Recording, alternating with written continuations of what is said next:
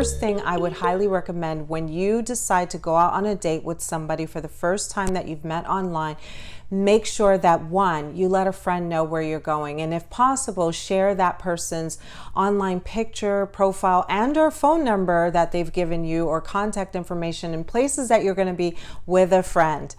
Do not give out your home address, your work email, or anything personal, because you don't really know this person and you want to see where things go. People might appear one way on a call or online, but that doesn't necessarily mean that when you meet them in person that that's the persona that they're actually going to give off. Another thing, do not, one, send nude pics, and do not date anybody that sends nude pics to you. That's a big no-no, red flag, okay? I think the main thing is that you want to make sure that this individual is actually interested in you and not just interested in a hookup, even if that's something that you're looking for.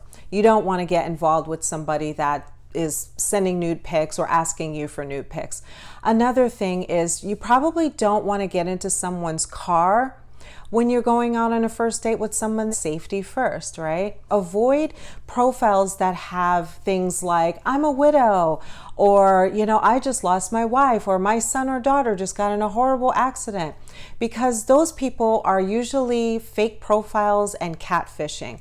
And the last thing I would recommend is to avoid time wasters. And these are the individuals that fail to want to take the relationship from online to offline. They sort of just want to keep chatting in the chat, but they never want to actually talk to you on the phone or meet you out for coffee or anything like that.